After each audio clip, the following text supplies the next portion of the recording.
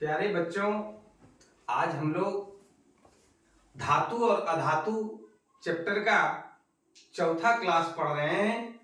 आइए देखते हैं कि आज के क्लास में बहुत ही आसान प्रश्न है, जिसके विषय में हम लोगों ने पिछले क्लास में पढ़ा है, सीखा है कि धातु क्या है, धातु के भौतिक गुण क्या है, धातु के रासायनिक गुण क्या है, अधातु क्या है, अधातु के भौतिक गुण क्या हैं और रासायनिक गुण क्या है। अब आइए सीधा सीधा ये प्रश्न बराबर पूछा जाता है कि धातु और अधातु में क्या अंतर है। धातु और अधातु में क्या अंतर है? तो धातु और अधातु में निम्नलिखित अंतर है। बिल्कुल आसान भाषा में हम लोग सीखेंगे। वीडियो के अंत तक बने रहिए, बिल्कुल आसान लगेगा, जरा सा भी भारी नहीं लगेगा। ये हम आपको भरोसा और विश्वास दिलाते हैं कि धातु में विशेष चमक होती है। धातु में क्या होता है? विशेष चमक होती है, जबकि अधातु में चमक नहीं होती है। अधातु में चमक नहीं होती है। फिर देखिए कि धातु जो है वो विद्युत धनात्मक होती है। क्यों विद्युत धनात्मक होती है? इसलिए होती है कि धातु में इलेक्ट्रॉन त्यागने का गुण होता है। वह इलेक्ट्रॉन त्याग करके धनायन में परिवर्तित हो जाता है, जबकि अधातु विद्युत ऋणात्मक होती है। कारण अधातुओं में इलेक्ट्रॉन ग्रहण करने की प्रवृत्ति होती है और इलेक्ट्रॉन ग्रहण करके वह क्या होता है? विद्युत ऋणात्मक हो जाती है। अगला जो पॉइंट है कि धातुएं ऊष्मा और विद्युत की क्या होती है? सुचालक होती है। यानी धातु से होकर के ऊष्मा का भी प्रवाह होता है और विद्युत धारा का भी प्रवाह होता है, जबकि अधातुओं में ऊष्मा और विद्युत की ये कुचालक होती है। अधातु से होकर के ना तो विद्युत धारा का प्रवाह होता है और न ही क्या होता है? ऊष्मा का प्रवाह होता है। अब आइए चौथा और अंतिम पॉइंट जो है, धातुएं आघात वर्धनी होती है। यानी धातुओं पर हथौड़ा मारने से क्या होता है? वो उससे चादर बनाई जा सकती है। धातुएं तन्य होती है, यानी इससे तार भी बनाया जा सकता है, जबकि अधातुएं आघात वर्धनी तथा तन्य नहीं होती है। इसमें आघात वर्धनीयता और तन्यता का गुण नहीं पाया जाता है ना। इससे ना तो तार बनाया जा सकता है, ना ही इससे चादर बनाई जा सकती है। यानी ये भंगुर होती है, ब्रिटल होती है। अगला जो है प्रश्न जो है वो हम लोग देखेंगे कि तात्विक अणु एलिमेंट्री मॉलिक्यूल्स क्या है। बड़ा ही इंपॉर्टेंट है कि तात्विक अणु क्या है, एलिमेंट्री मॉलिक्यूल्स क्या है। तो सदृश परमाणुओं, अब सदृश क्या है? सदृश, सदृश, स मतलब समान और दृश्य मतलब देखने में जो क्या है? समान है। यानी एक ही प्रकार के एक समान परमाणुओं से बने अणु क्या कहलाता है? तात्विक अणु कहलाता है। क्या कहलाता है? तात्विक अणु कहलाता है। सदृश परमाणु, एक समान परमाणुओं से बने अणु क्या कहलाता है? तात्विक अणु कहलाता है, एलिमेंट्री मॉलिक्यूल्स। जैसे देखिए हाइड्रोजन, ध्यान दीजिएगा, हाइड्रोजन अणु जो है वो एक ही प्रकार के H और H से मिलकर के बना हुआ है। ठीक उसी प्रकार से ऑक्सीजन अणु भी देखिए O और O से मिलकर के बना है। दोनों एक समान परमाणु है।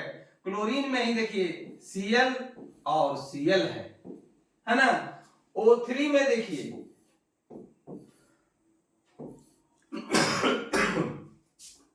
ये देखिए इस तरह से ये जुड़ा होता है। तीनों क्या है, एक ही परमाणु है और एक समान परमाणु है, एक जैसा है। फिर उसी तरह से P4 की अगर बात करते हैं, फास्फोरस अणु की बात करते हैं, सल्फर एसिड की अगर बात करते हैं, तो सब में हम लोग क्या देख रहे हैं, एक समान अणुओं से, एक समान परमाणुओं से बने अणु है ये सब, इसलिए इसे क्या कहा जाता है, तात्विक अणु कहलाते हैं ये। आगे है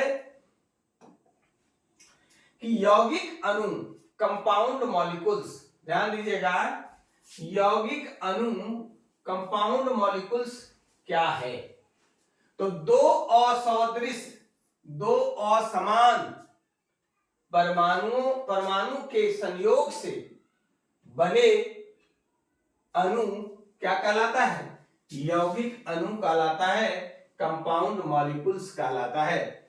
ये संयोग है, ध्यान से ये देखिएगा। तो क्या हम लोग पढ़ रहे थे, दो असदृश यानी असमान। अब देख लीजिए यहां क्या है, के है और Cl है। फिर देखिए उसी तरह से Mg अलग, Cl अलग है, देखिए। फिर उसी तरह से देखिए C है, O है, यानी असमान है, और ये O अलग है, कार्बन अलग है, इसमें देखिए मैग्नीशियम अलग है, क्लोरीन अलग अलग है। फिर देखिए उसी तरह से CH4 की अगर बात करेंगे, हम लोग इस पर बात आगे के चैप्टर में पढ़ेंगे, सबका स्ट्रक्चरल फॉर्मूला पढ़ेंगे। तो यहां पर देखिए क्या है, कार्बन है और हाइड्रोजन है, कार्बन के परमाणु है, हाइड्रोजन के परमाणु है। कहने का मतलब हुआ कि दो असमान परमाणु के संयोग से बने अणु यौगिक अणु कहलाता है। आगे है, हम लोग बहुत सुंदर और बहुत ही इंपॉर्टेंट चीज आज पढ़ेंगे कि उत्कृष्ट गैस का इलेक्ट्रॉनिक विन्यास। सबसे पहले हम लोग ये जानेंगे कि उत्कृष्ट गैस है क्या। अक्रिय गैस भी कहते हैं, नोबल गैस कहते हैं, इनर्ट गैस कहते हैं, यानी तत्व के वे परमाणु जिनके बाह्यतम कक्षा में, आउटर मोस्ट ऑर्बिट में 2 या 8 इलेक्ट्रॉन मौजूद होता है। क्या होता है कि 2 या 8 इलेक्ट्रॉन मौजूद होता है, वे उत्कृष्ट या अक्रिय या इनर्ट गैस, नोबल गैस कहलाता है। अब ये बाह्यतम कक्षा क्या है, जरा सा इसका भी कंसेप्ट हम लोग लेंगे। तो परमाणु का जो नाभिक होता है वो क्या होता है, ये है, और चारों ओर ध्यान दीजिएगा ये वृत्ताकार पथ होता है। नाभिक जो है वो पॉजिटिवली चार्ज होता है और इसमें प्रोटॉन और न्यूट्रॉन होता है। परमाणु के 3 फंडामेंटल पार्टिकल्स होते हैं, 3 मौलिक कण होते हैं।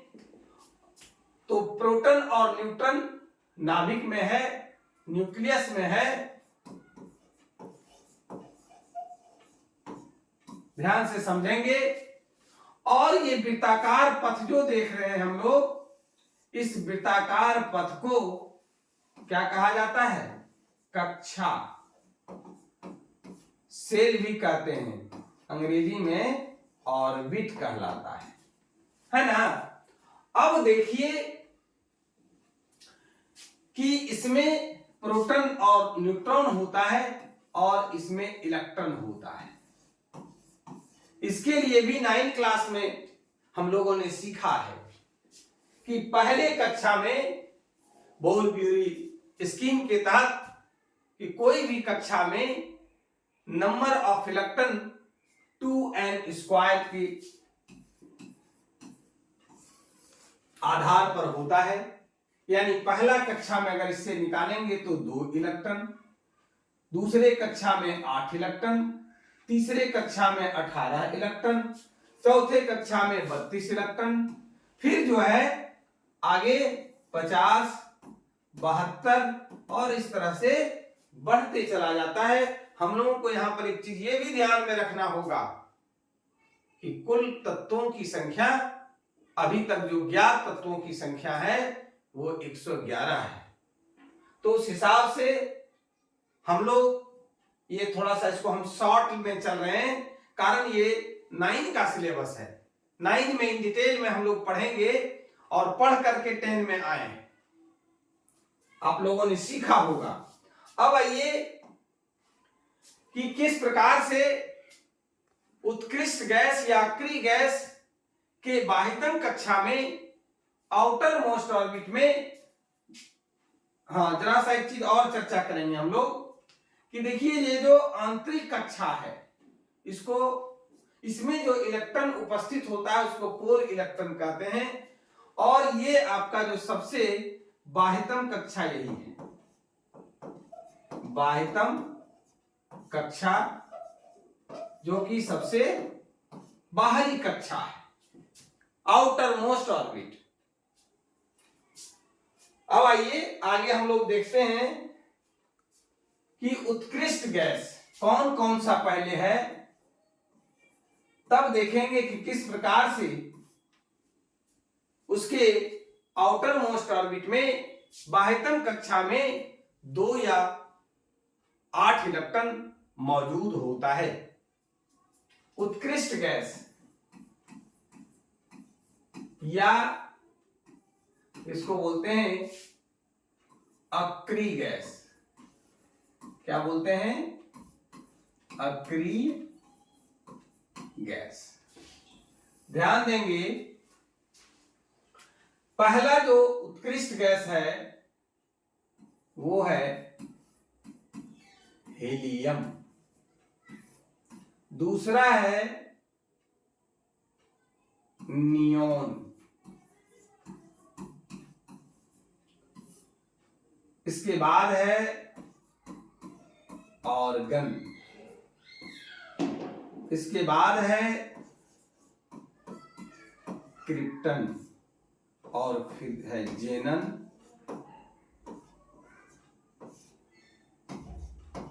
और है रेडॉन।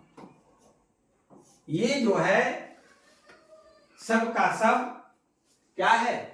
उत्कृष्ट गैस है, कारण कि बाह्यतम कक्षा में 2 या 8 इलेक्ट्रॉन है। कैसे है इसका इलेक्ट्रॉनिक विन्यास हम लोग देखेंगे। हीलियम का He होता है सिंबल, नियोन का Ne होता है, आर्गन का Ar होता है, क्रिप्टन का Kr होता है, जेनन का Xe और रेडॉन का Rn होता है। ये हम लोगों ने क्या देखा कि ये सब उत्कृष्ट गैसें हैं और इसका सिंबल भी देखा। अब आइए कि हीलियम में कितना इलेक्ट्रॉन होता है। हम लोग 9 क्लास में पढ़े हैं, क्या पढ़े हैं कि परमाणु संख्या बराबर होता है इलेक्ट्रॉन संख्या बराबर होता है प्रोटॉन संख्या। तो हीलियम में इलेक्ट्रॉन संख्या 2, नियोन में 10, आर्गन में 18, क्रिप्टन में 36, जेनन में 54 और रेडॉन में 86, है ना। अब इसका हम लोग इलेक्ट्रॉनिक विन्यास देखेंगे। इसमें तो देखिए पहले कक्षा में ही हीलियम में 2 इलेक्ट्रॉन होता है। हम लोगों ने क्या देखा कि ये 2 इलेक्ट्रॉन वाला है।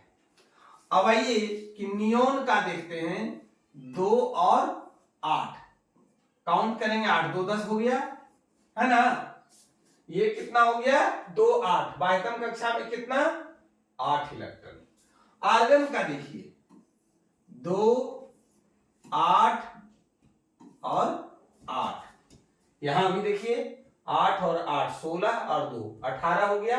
बाह्यतम कक्षा में देखिए 8 इलेक्ट्रॉन है। अब देखिए क्रिप्टन का 2 8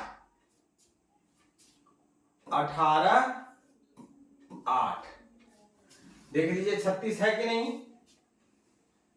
8 8 16 8, 24 और 2 26 और 2 1 3 36 हो गया।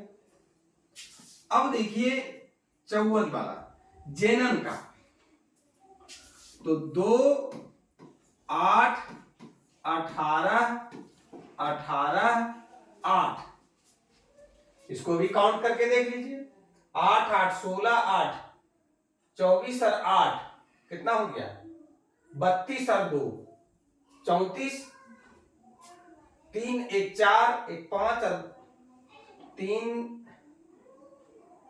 और 2 5, 54 हो गया, 54 हो गया।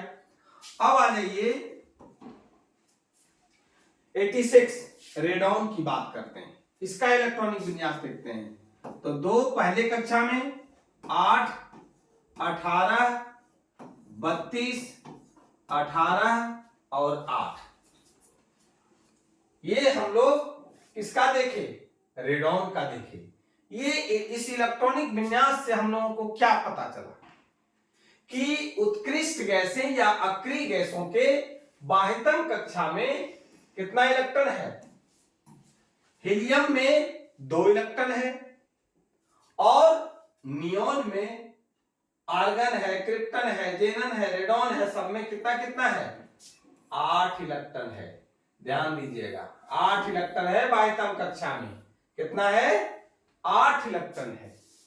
यानी हम लोगों ने यह देखा कि उत्कृष्ट या अक्रिय गैसों के बाह्यतम कक्षा में आउटर मोस्ट ऑर्बिट में 2 या 8 इलेक्ट्रॉन होते हैं।